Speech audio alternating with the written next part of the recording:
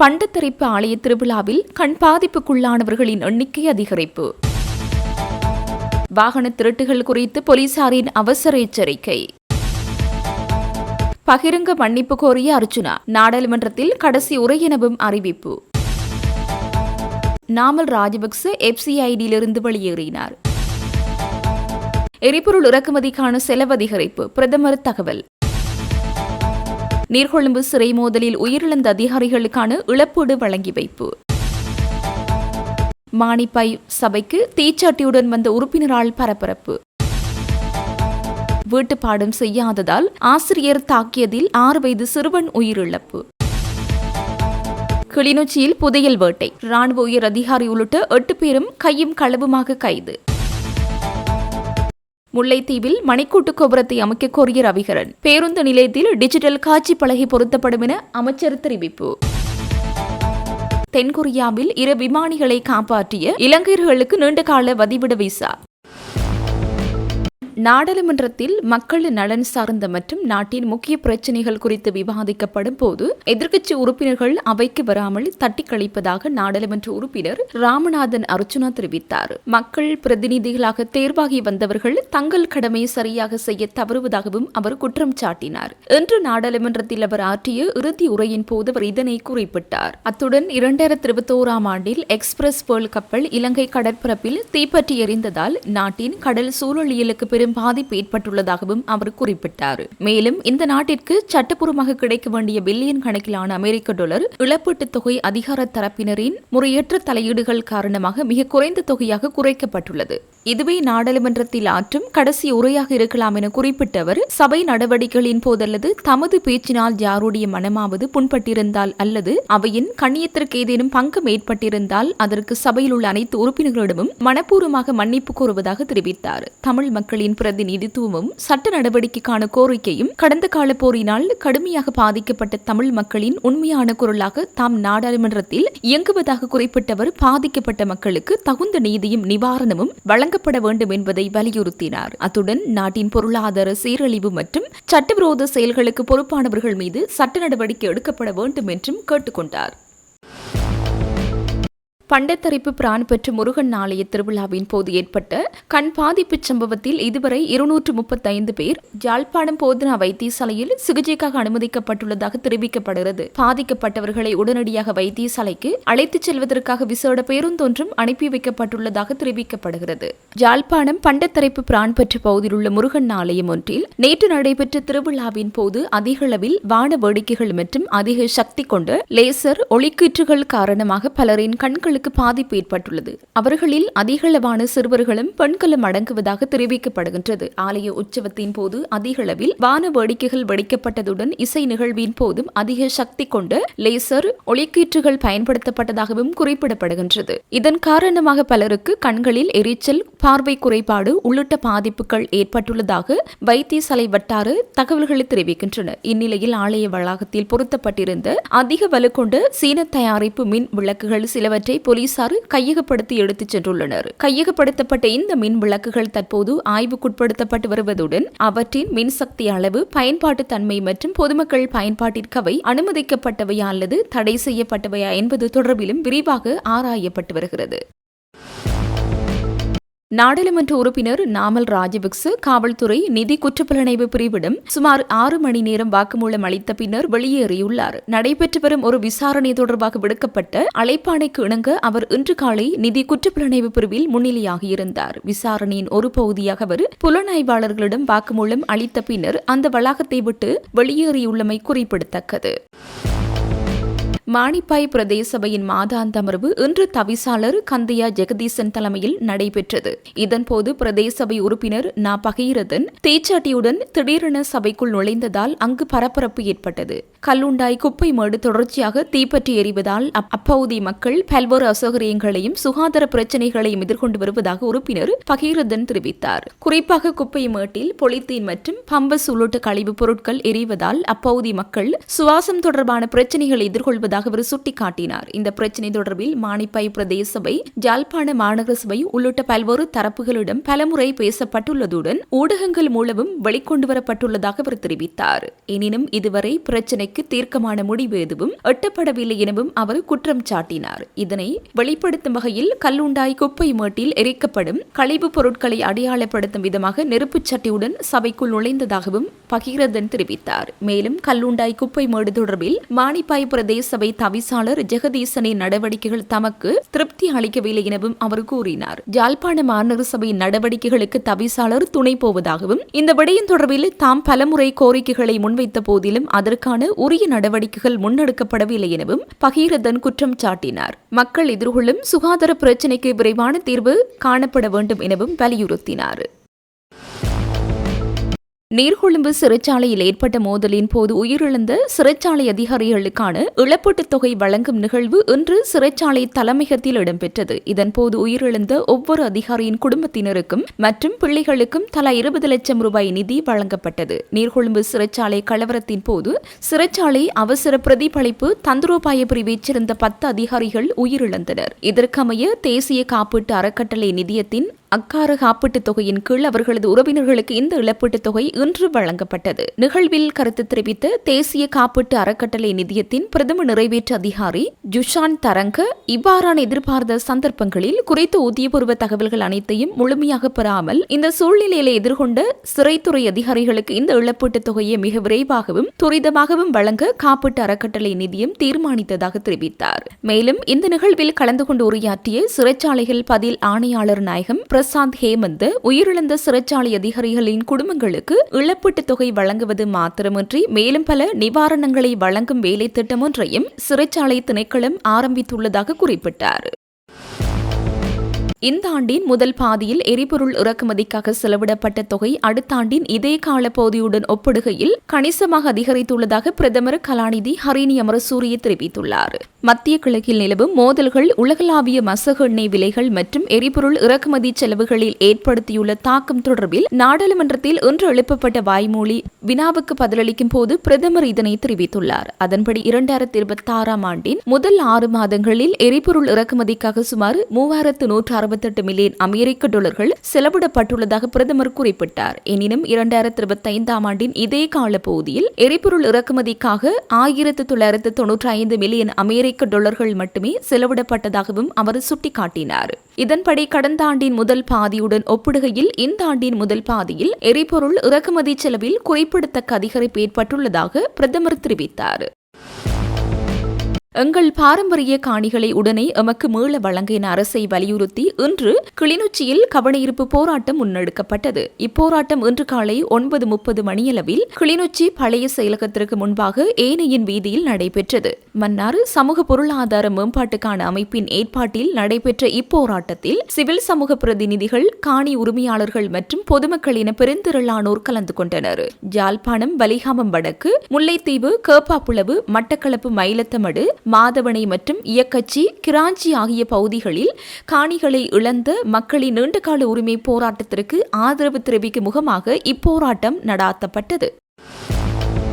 முல்லைத்தீவு நகரில் மணிக்கூட்டு கோபுரம் ஒன்றை அமைப்பதற்கு நடவடிக்கை எடுக்குமாறு போக்குவரத்து நெடுஞ்சாலைகள் மற்றும் நகர அபிவிருத்தி அலுவல்கள் அமைச்சர் விமல் ரத்நாயக்கவிடம் வன்னி மாவட்ட பாராளுமன்ற உறுப்பினர் துரைராசா ரவிகரன் கோரிக்கை விடுத்துள்ளார். இந்நிலையில் இவ்வருடத்திற்குள் முல்லைத்தீவு பேருந்து நிலையத்தின் நிர்மாண பணிகள் நிறைவடையும் போது அங்கு நேரத்தை காண்பிக்கும் டிஜிட்டல் காட்சி பலகொன்றை பொருத்துவதற்கு நடவடிக்கை எடுக்கப்படும் என அமைச்சர் விமல் ரத்நாயக்க பதிலளித்துள்ளார். பாராளுமன்ற கட்டட தொகுதியில் இடம்பெற்ற போக்குவரத்து நெடுஞ்சாலைகள் மற்றும் நகர அபிவிருத்தி அலுவல்கள் அமைச்சின் அமைச்சுசார் ஆலோசனை குழு கூட்டத்திலே இவ்விடயம் தொடர்பில் கலந்துரையாடப்பட்டுள்ளது. குறித்த அமைச்சுசார் ஆலோசனை குழு கூட்டத்தில் கலந்துரையாடப்பட்ட விடயங்கள் தொடர்பில் பாராளுமன்ற உறுப்பினர் ரவிகரன் கருத்து தெரிவிக்கையில், போக்குவரத்து நெடுஞ்சாலைகள் மற்றும் நகர அபிவிருத்தி அலுவல்கள் அமைச்சின் அமைச்சுசார் ஆலோசனை குழு கூட்டம் பாராளுமன்ற கட்டட தொகுதியில் அமைச்சர் விமல் ரத்நாயக்கவின் தலைமையில் இடம்பெற்றது. குறிப்பாக கடந்த 7/7/2026 இன்று இடம்பெற்ற அமைச்சுசார் ஆலோசனை குழு கூட்டத்தில் முல்லைத்தீவு மாவட்ட செயலகத்திற்கு அருகில் உள்ள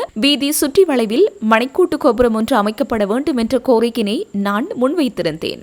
மணிக்கூட்டு கோபுரம் என்பது ஒரு பழைய நடைமுறை என தெரிவித்த அமைச்சர் பிமல் ரத்நாயக்க நேரத்தை காண்பிக்கும் டிஜிட்டல் காட்சி பலகை ஒன்றினை பொருத்துவோமா என கேட்டிருந்தார். நான் அதற்கு இணக்கம் தெரிவித்திருந்தேன். அதனைத் தொடர்ந்து மணிக்கூட்டு கோபுரம் ஒன்றை அமைப்பதற்கு பதிலாக புதிதாக நிர்மாணிக்கப்பட்டு வரும் முல்லைத்தீவு பேருந்து நிலையத்தில் நேரத்தை காண்பிக்கும் டிஜிட்டல் காட்சி பலகை ஒன்றினை பார்வைக்கு வைப்பதற்கு நடவடிக்கை எடுக்குமாறு நகர அபிவிருத்தி அதிகார சபையின் பிரதி பணிப்பாளர் தலைமை அதிபதிக்கு அமைச்சர் பிமல் ரத்நாயக்க உத்தரவிட்டிருந்தார். இந்நிலையில் குறித்த முல்லைத்தீவு பேருந்து நிலையத்தில் நேரத்தை காண்பிக்கும் டிஜிட்டல் காட்சி பலகை ஒன்றினை பார்வைக்கு வைப்பது என்ற கடந்த கூட்ட தீர்மானத்தின் முன்னேற்ற நிலை குறித்து இக்கூட்டத்தில் ஆராயப்பட்டது.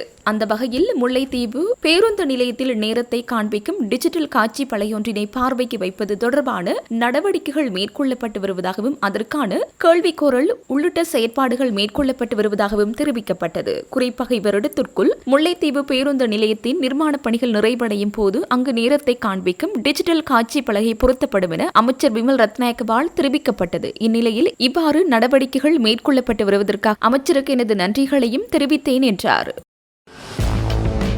கிளிநொச்சி போலீஸ் பிரிவுக்குட்பட்ட இரண்டைமடு 55ஆம் கட்டை பகுதியில் புதையல் தோண்ட முற்பட்டதாக கூறப்படும் ராணுவ உயர் அதிகாரி உள்ளிட்ட 8 பேர் கைது செய்யப்பட்டுள்ளனர். குறித்த பகுதியில் கடந்த 19ஆம் தேதி இரவு 8 பேர் கொண்ட குழுவினர் புதையல் தோண்டுவதற்கு முயற்சிப்பதாக கிளிநொச்சி போலீஸ் புலனாய்வு பிரிவினருக்கு ரகசிய தகவல் கிடைத்துள்ளது. இதனையடுத்து போலீசார் குறித்த பகுதியை சுற்றி வளைத்து புதையல் அகழ்வில் ஈடுபட்டிருந்த ராணுவ உயர் அதிகாரி உள்ளிட்ட 8 பேரையும் கைது செய்துள்ளனர். கைது செய்யப்பட்டவர்கள் கொழும்பு, சிலாபம், புத்தளம், யாழ்ப்பாணம், தெல்லிப்பளை மற்றும் குருநகல் பகுதிகளைச் சேர்ந்தவர்கள் என போலீசார் தெரிவித்துள்ளனர். சந்தேக நபர்களிடம் புதையல் தோண்டுவதற்கு பயன்படுத்தப்பட்ட உபகரணங்கள் மற்றும் சிறிய ரக வாகனம் ஒன்றும் போலீசாரால் கைப்பற்றப்பட்டுள்ளது. கைது செய்யப்பட்ட சந்தேக நபர்களை கிளிநொச்சி நீதிமன்றத்தில் முன்னிலைப்படுத்துவதற்கான நடவடிக்கைகள் மேற்கொள்ளப்பட்டுள்ளதாக போலீசார் தெரிவித்துள்ளனர். நாட்டில் கார்கள், மோட்டார் சைக்கிள்கள் மற்றும் முச்சக்கர வண்டிகள் திருடப்பட்ட சம்பவங்கள் அதிகரித்து வரும் நிலையில் வாகன உரிமையாளர்களின் கவனக்குறைவும் பாதுகாப்பற்ற முறையில் வாகனங்களை நிறுத்துவதும் திருட்டுகளுக்கு முக்கிய காரணங்களாக அமைந்துள்ளதாக போலீஸ் ஊடக பேச்சாளர் உதவி போலீஸ் அத்தியட்சகர் எப்சு வூட்லர் தெரிவித்துள்ளார். பொதுமக்களின் வாகனங்கள் மற்றும் உடைமைகளை பாதுகாப்பது தொடர்பில் கொழும்பில் நடைபெற்ற விசேட ஊடகவியலாளர் சந்திப்பிலேயே அவர் மேற்கண்டவாறு குறிப்பிட்டார். அவர் மேலும் தெரிவிக்கையில், தற்காலத்தில் கார்கள், மோட்டார் சைக்கிள்கள் மற்றும் முச்சக்கர வண்டிகள் திருடப்பட்ட சம்பவங்கள் அதிகமாக பதிவாகி வருவதுடன் உரிமையாளர்களின் கவனக்குறைவே இதற்கு முக்கிய காரணமாகும். மோட்டார் சைக்கிள்களின் என்ஜின் இயக்கத்தில் இருக்கும் போது அவற்றை விட்டு செல்வது, சாவியை திறப்பு துளையிலேயே கவனக்குறைவாக விட்டுவிடுவது மற்றும் தொலைபேசிகள், மடிக்கணினிகள், பணம் போன்ற மதிப்புமிக்க பொருட்களை இருக்கைகளுக்கு அடியில் கவனமாக விட்டுச் செல்வது போன்ற பல தவறுகள் பொதுமக்களால் இழைக்கப்படுகிறது. எனவே பொதுமக்கள் அனைவரும் வாகனங்களை நிறுத்தும் போது பாதுகாப்பற்ற மற்றும் தனிமையான இடங்களை தவிர்த்து பகல் அல்லது இரவு நேரங்களிலும் கூட பாதுகாப்பான இடங்களில் வாகனங்களை நிறுத்த வேண்டும். மேலும் பாதுகாப்பு பணியாளர்களை நேரில் சந்தித்து தகவல் தெரிவிப்பதுடன் சிசிடிவி வசதிகள் உள்ள பகுதிகளை தேர்ந்தெடுப்பது நல்லது. வாகனங்களில் ஒளி அமைப்புகள், GPS கருவிகளை பொருத்துவதும் வாகனங்களின் புகைப்படங்களை பாதுகாப்பாக நகலெடுத்து வைத்திருப்பதும் திருட்டுக்களை தவிர்க்க உதவும். ஏதேனும் சந்தேகத்துக்கிடமான நபர்களின் நடமாட்டத்தை கண்டால் உடனடியாக 24 மணி நேரமும் சேவையுள்ள போலீஸ் துறையின் அவசர இலக்கங்களான 119 அல்லது 118 ஆகிய எண்களுக்கு தொடர்பு கொண்டு தெரிவிக்க வேண்டும். பொதுமக்களின் விழிப்புணர்வும் பொறுப்பான நடத்தையுமே குற்றவாளிகளுக்கான வாய்ப்புகளை முற்றிலுமாக அகற்றும் என்றார். மட்டக்களப்பு தலைமையக போலீஸ் பிரிவுக்குட்பட்ட இருதயபுரம் பகுதியில் உள்ள ஆலயம் ஒன்றில் வைத்து நேற்றிரவு மட்டக்களப்பு மாநகர சபை உறுப்பினர் ஒருவரும் அவரது சகோதரரும் தாக்குதலுக்குள்ளாகிய நிலையில் மட்டக்களப்பு போதனா வைத்தியசாலையில் அனுமதிக்கப்பட்டுள்ளனர். இருதயபுரம் ஆலயத்தில் திருவிழா நடைபெற்று வரும் நிலையில் நேற்றிரவு மாநகர சபை உறுப்பினர் தரணிராஜ் மற்றும் அவரது சகோதரர் கடுமையான தாக்குதலுக்குள்ளாகியுள்ளனர். ஆலயத்தில் நடைபெற்ற வாய்த்தர்க்கத்தினை தொடர்ந்து இந்த தாக்குதல் முன்னெடுக்கப்பட்டுள்ளதாக தெரிய வருகின்றது. மட்டக்களப்பில் கடந்த காலத்தில் பிரபலமாக இருந்த குழுவினரை இந்த தாக்குதலை முன்னெடுத்துள்ளதாகவும் இவர்கள் தொடர்பில் போலீஸ் நிலையத்தில் முறைப்பாடு பதிவு செய்யப்பட்டுள்ளதாகவும் தாக்குதலுக்குள்ளானவர்களின் உறவினர்கள் தெரிவித்தனர். ஆனாலும் இதுவரையில் தாக்குதல் நடத்தியவர்கள் கைது செய்யப்படவில்லை எனவும் தெரிவித்தனர். தாக்குதலுக்குள்ளானவர்கள் பலத்த காயங்களுடன் சிகிச்சைக்குட்படுத்தப்பட்டு வருவதாக வைத்தியசாலை வட்டாரங்கள் தெரிவித்தன. தென்கொரியாவில் இடம்பெற்ற விமான விபத்தொன்றில் கடலில் விழுந்த விமானிகளில் 2 உயிரை காப்பாற்றிய 2 இலங்கையர்களுக்கு நீண்டகால வதிவிட விசா வழங்க தென்கொரிய அரசாங்கம் தீர்மானித்துள்ளது. அந்நாட்டு ஊடக செய்திகளின்படி 2022 ஆகஸ்ட் 12ஆம் தேதி சியோல் நகருக்கு தெற்கே சுமார் 45 கிலோமீட்டர் தொலைவில் அமைந்துள்ள ஹவாசாங் கடற்கரை கப்பால் உள்ள மஞ்சள் கடலில் மீன்பிடி நடவடிக்கையில் ஈடுபட்டிருந்த 3 இளைஞர்களால் இந்த மீட்பு நடவடிக்கை முன்னெடுக்கப்பட்டுள்ளது. விபத்து நிகழ்ந்தவுடன் உடனடியாக செயற்பட்ட இவர்கள் தாங்கள் சேவையாற்றிய கொரிய மீன்பிடி படகின் உதவியுடன் கடலில் விழுந்த 2 விமானிகளை மீட்டு பாதுகாப்பாக கரைக்கு அழைத்து வர நடவடிக்கை எடுத்தனர். விபத்து இடம்பெற்ற வேளையில் இந்த இளைஞர்கள் தென்கொரியாவின் தொழில் அனுமதி முறைமையின் கீழ் வழங்கப்பட்ட E9 விசா அனுமதி பத்திரத்துடன் சேவையாற்றிக் கொண்டிருந்தனர். பொதுவாக இந்த விசா வகையின் கீழ் வெளிநாட்டு தொழிலாளர் ஒருவர் தென்கொரியாவில் அதிகபட்சமாக 4 ஆண்டுகள் 10 மாதம் மட்டுமே தங்கியிருக்க முடியும். விமானிகளின் உயிரை காப்பாற்றுவதற்காக அவர்கள் வழங்கிய சிறப்பான பங்களிப்பு மற்றும் மனிதாபிமான சேவையை பாராட்டி தென்கொரியாவின் நீதி அமைச்சினால் குறித்த 2 இளைஞர்களுக்கு மீண்டும் மீண்டும் விசாவை நீட்டிக்க தேவையின்றி அங்கே நிரந்தரமாக தங்கியிருக்க உரிமை காட்டும் இந்த நீண்டகால விசா வழங்கப்பட்டுள்ளது. இந்த சம்பவத்திற்கு உதவிய மற்ற இலங்கையரும் ஏற்கனவே நீண்டகால விசாவை பெற்றுள்ளமை குறிப்பிடத்தக்கது. ஷிரான் பாசிக்கின் சோல் பீச் ஹோட்டலில் அமைக்கப்பட்ட ஓமான் ஹோல்டிங்ஸ் கூட்டு நிறுவனத்தின் கட்டடத்திற்காக தனது தந்தைக்கு மாதம் தோறும் 8 முதல் 8.5 லட்சம் ரூபாய் வாடகை செலுத்தியுள்ளார். தனது சொந்த தந்தைக்கு எவ்வாறு ஒரு நபர் வாடகை செலுத்த முடியும் என்ற பிரச்சனை எழுந்துள்ளது. இது பணச்செலவை நடவடிக்கையாகவே இடம்பெற்றுள்ளது என புலனாய்வு அதிகாரிகள் தெரிவிப்பதுடன் அது தொடர்பிலும் தீவிர விசாரணைகள் முன்னெடுக்கப்பட்டுள்ளன.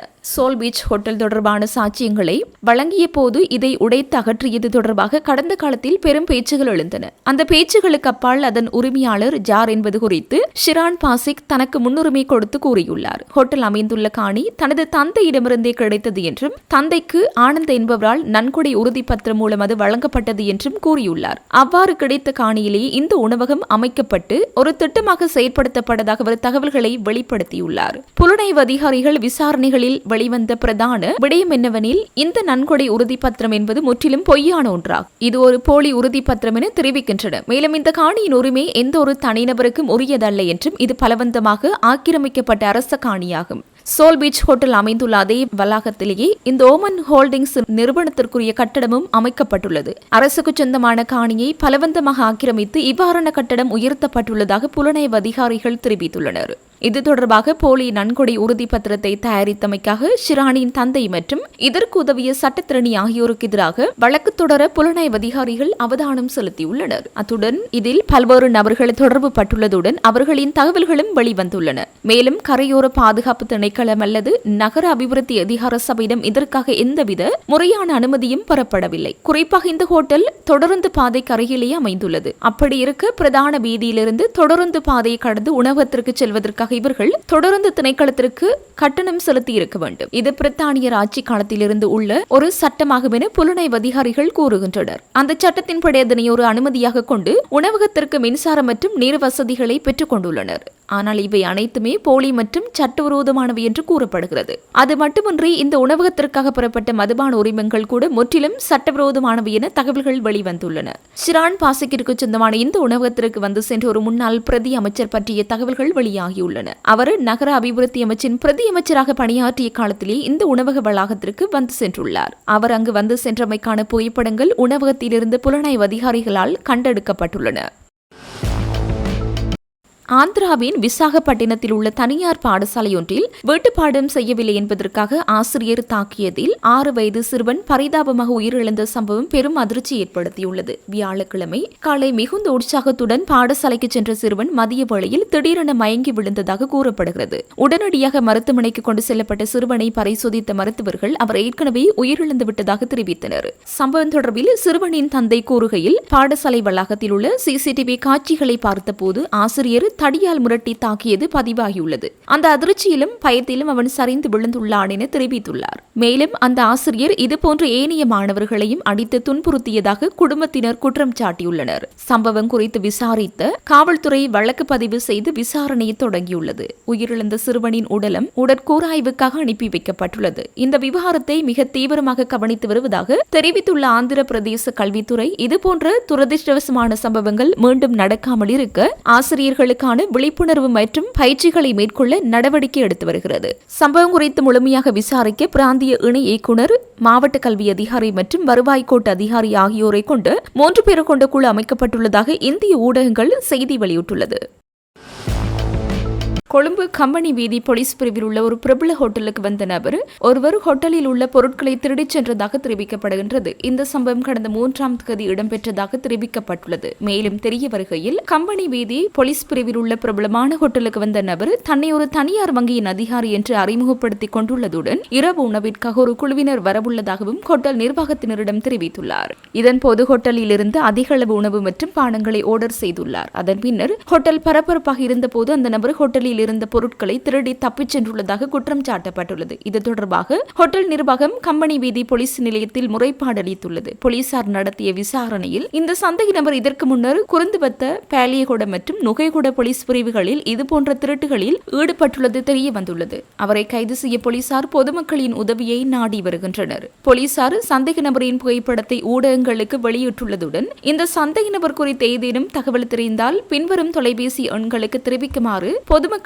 கேட்டுக் கொண்டுள்ளனர். பல்வேறு சமயங்களில் சில தனிநபர்களால் செய்யப்படும் இதுபோன்ற மோசடி செயல்கள் போலீஸ் நிலையங்களுக்கு தெரிவிக்கப்படுகின்றன. மேலும் கடைகள் மற்றும் பிரஸ்தாபனங்களுக்கு வருகை தரும் நபர்கள் குறித்து பொதுமக்கள் முடிந்தவரை கவனமாகவும் விழிப்புடனும் இருக்குமாறு இலங்கை போலீஸ் அறிவுறுத்துகிறது.